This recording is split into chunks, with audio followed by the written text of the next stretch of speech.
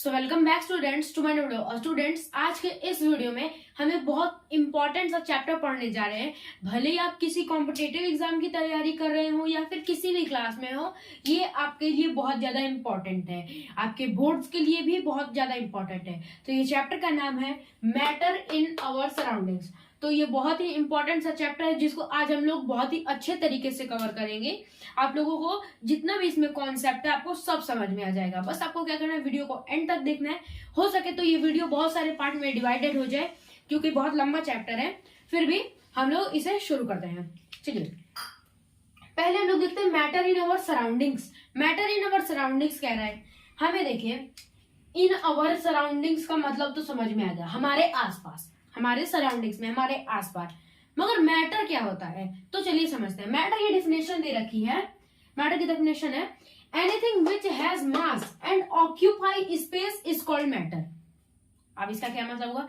ऐसी कोई भी चीज इस पूरे धरती पे, ऐसी कोई भी चीज जिसके पास कोई मास हो, यानी कि कोई वजन हो और वो एरिया कवर करे, यानी ऑक्यूपाई स्पेस, उसे हम लोग क्या कहेंगे? और उसके पास अपना एक वॉल्यूम हो, उसे हम क्या कहेंगे? मैटर कहेंगे।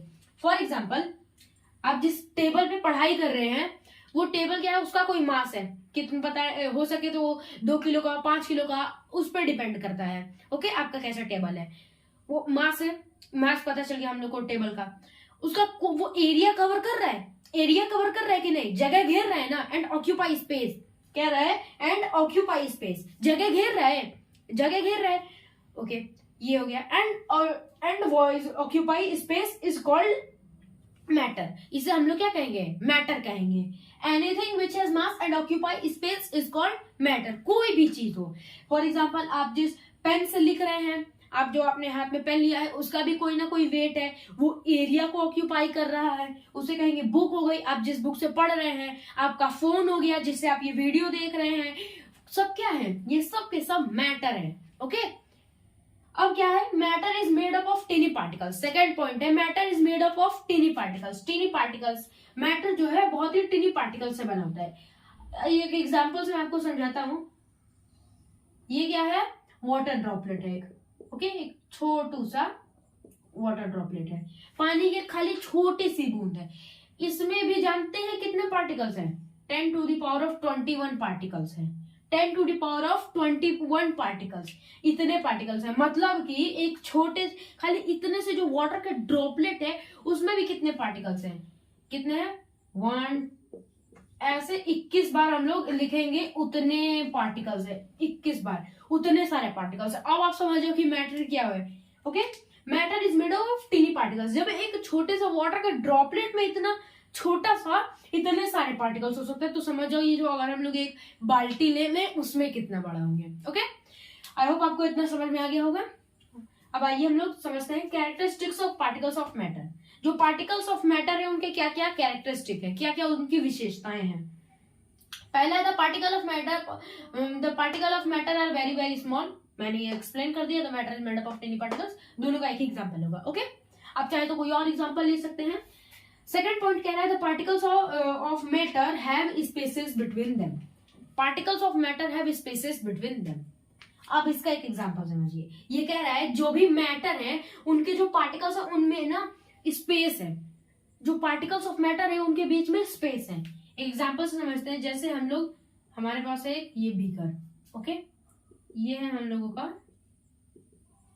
इस बीकर में हम लोगों ने वाटर डाल दिया, इस बीकर में हमने वाटर डाल दिया है, और इसी में अगर हम लोग क्या करें, शुगर या फिर सॉल्ट, आप जो भी चाहे, सॉल्ट मिला लें, सॉल्ट मिला लें और उसको मिक्स अच्छी तरीके से हम लोग पूरा उसे मिक्स कर दें, तो ये क्या हो जाएगा?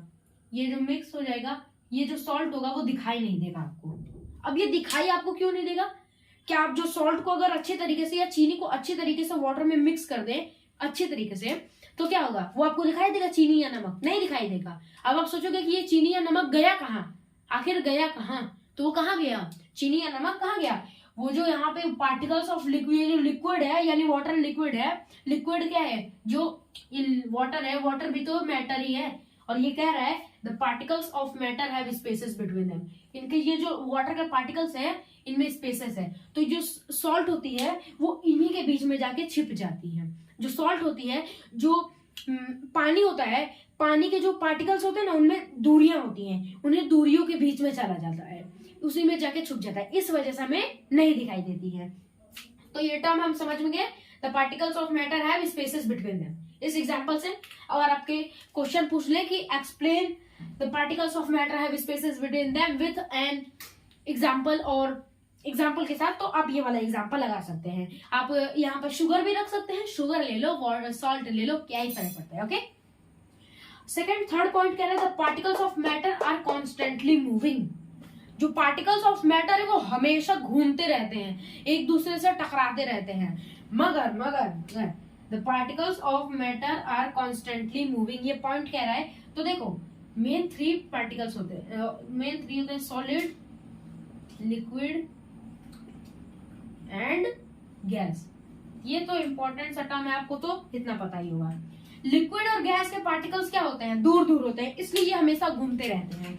अब आप कहोगे हमने तो पढ़ा था कि जो सॉलिड होते हैं उसके पार्टिकल्स एकदम टाइटली पैक्ड होते हैं, इतने टाइटली पैक्ड होते हैं कि उनमें ना हिलने की जगह नहीं होती है, तो वो कैसे मूव कर रहे हैं? भाई वो मूव कर रहे हैं, बट वो मूव कर रहे हैं मगर वाइब्रेट कर रहे हैं, एक दूसरे से इधर उधर नहीं जा रहे मगर वाइब्रेट कर रहे हैं।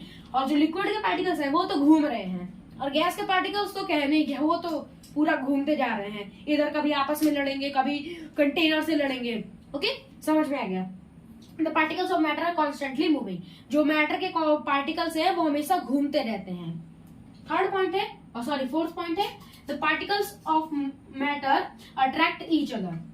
अभी एक एग्जांपल से समझिए, जैसे कि मेरे पास है एक चौक, हमारे पास ये एक चौक है, यहाँ पे मैं बना दे रहा हूँ, हमारे पास एक चौक है, एक आइस क्यूब है, ओके, और हमारे पास जैसे एक नील है, नील मतलब कि जो नेल हो गया। ओके, अब देखिए चौक जो है, हम लोग अगर चौक से हैमर, और हम लोग चौक को हैमर से मारेंगे, हैमर से अगर मारेंगे तो ये क्या होगा, आसानी से चकना चूर हो जाएगा। अगर हम लोग आसानी से भी मारेंगे तो भी ये चकना चूर हो जाएगा। आइस को मारेंगे तो एक बार में नहीं फूटेगा, थोड़ी हमें ताकत लगानी पड़ेगी, थोड़ी ज्यादा ताकत लगानी पड़ेगी। मगर वही जो नेल है, कील है, कील को हम लोग चाहे जितना मार ले, चाहे जितना मार ले, दीवार में लगा के मार ले, नीचे मार दे, वो टेढ़ी मेढ़ी हो जाएगी मगर वो टूटेगी नहीं। आप चाहे उसे जैसे मार लो वो टूटेगी नहीं। तो इससे हमें क्या टर्म समझ में आता है कि जो पार्टिकल्स ऑफ मैटर है अट्रैक्ट ईच अदर, एक दूसरे को अट्रैक्ट करे रहते हैं। चौक के पार्टिकल्स एक दूसरे को, सॉलिड भले ही है मगर वो अट्रैक्ट ही है, मगर थोड़े कमजोर है चौक, इसलिए वो टूट गया। सॉलिड में थोड़ा ज्यादा प्रेशर लगाना पड़ रहा है क्योंकि उसमें भी थोड़ा जो सॉलिड के पार्टिकल्स हैं एक दूसरे को अट्रैक्ट कर रहे हैं, थोड़ा तोड़ दिया। नेल कील में भाई तो उसके पार्टिकल्स एक दूसरे को इतना ज्यादा तरीके से अट्रैक्ट कर रखे हैं, आप चाहे उन्हें जितना मार लो वो टूटेंगे नहीं। ओके, तो particles of matter attract each other, इतना ये टर्म समझ में आया। अब क्लासिफिकेशन ऑफ मैटर समझते हैं। तो चलिए अब हम लोग आगे समझते हैं। आगे क्लासिफिकेशन ऑफ मैटर, यानी मैटर की क्लासिफिकेशन। तो बेसिकली देखिए मैटर जो है दो पार्ट में क्लासिफाई किया गया है, एक है फिजिकल क्लासिफिकेशन, एक है केमिकल क्लासिफिकेशन। ओके, एक है फिजिकल क्लासिफिकेशन और एक है केमिकल क्लासिफिकेशन। फिजिकल क्लासिफिकेशन है, इसमें क्या होता है, फिजिकल क्लासिफिकेशन मतलब उसके फिजिकल प्रॉपर्टीज पे, जो फिजिकल प्रॉपर्टीज है उसके बेस पे इसे क्लासिफाई किया गया है।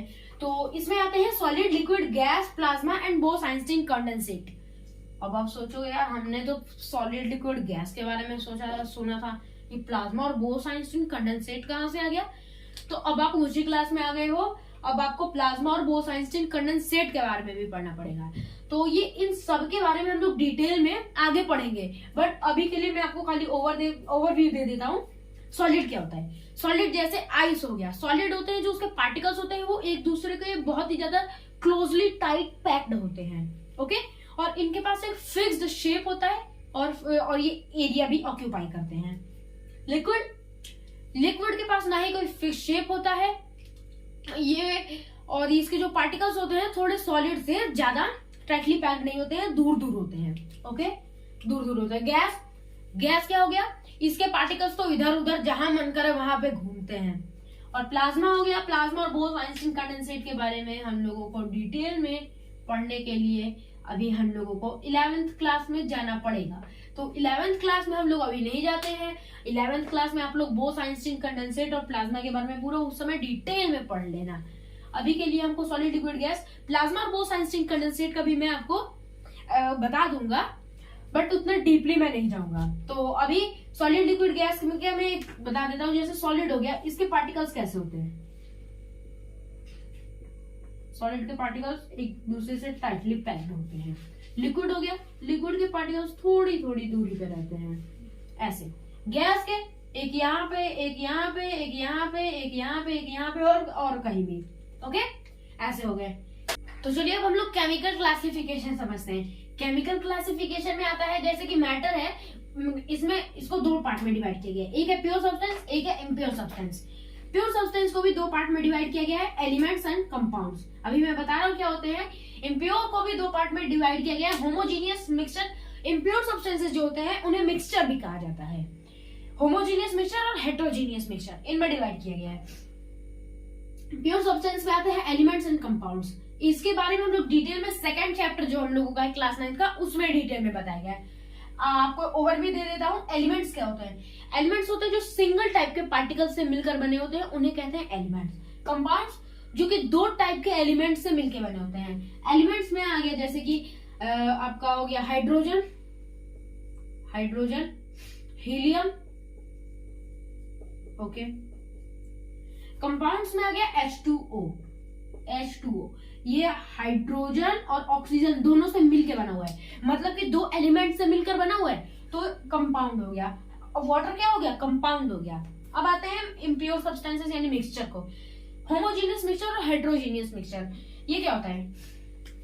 होमोजीनियस मिक्सचर वो मिक्सचर होता है जो कि हम लोग अगर उन्हें मिक्स कर दें तो वो उसके पार्टिकल्स जो होंगे हमको दिखाई नहीं देंगे। जैसे कि सॉल्ट सॉल्यूशन, सॉल्ट हमें नहीं दिखाई देता है। सॉल्ट सॉल्यूशन में सॉल्ट हमें नहीं दिखाई देगा। शुगर सॉल्यूशन में हमें शुगर नहीं दिखाई देगा।